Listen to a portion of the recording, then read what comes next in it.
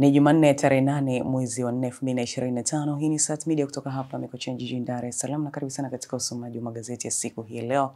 Mimi ni Jacob Maltin na nyuma kamera ni Emmanuel Paul. Nianze na gazeti Uhuru, ukweli daima. Rais Dr. Samia amnadi Janabi. Lakini wachambuzi wataja faida ziara ya Rais Samia Angola.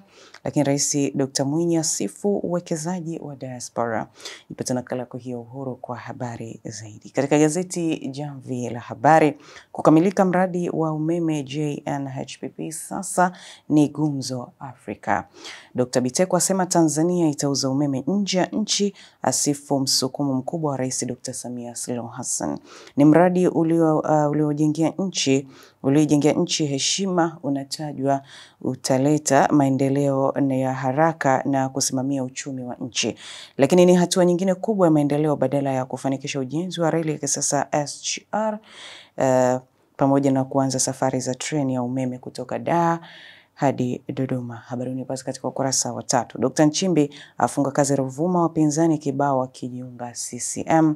Habari unipata pia katika ukurasa wa 3. Makamu wa Rais ahudhuria kumbukizi ya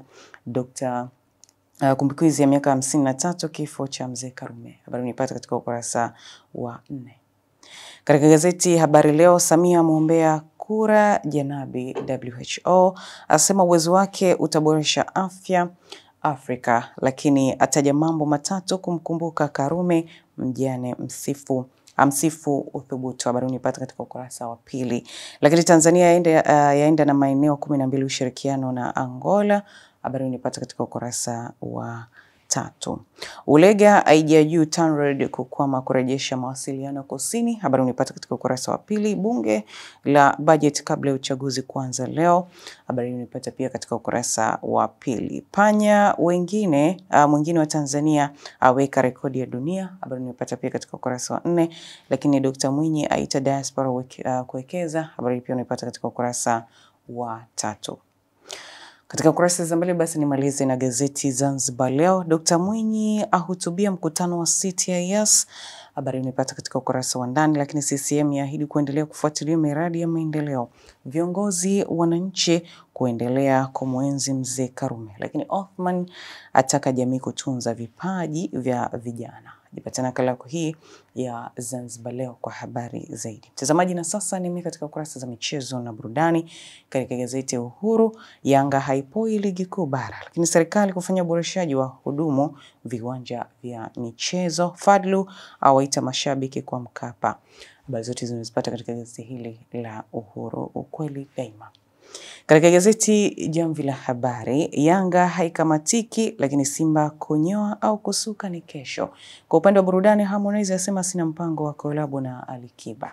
Habari zote zinazipata katika ukurasa huu wa nyuma katika gazeti hili la Jamvi la Habari.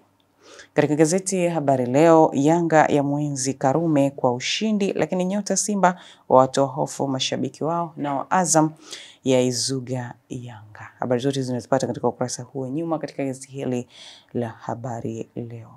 Katika gazeti Zanzibar Leo, Majaliwa afanya ziara kukagua viwanja Zanzibar, lakini Yanga wailaza Coastal Union. Zimamoto yaanza maandalizi ligi ya Muungano. Habari zote zinazipata katika gazeti hili la Zanzibar Leo katika kurasa huu wa nyuma.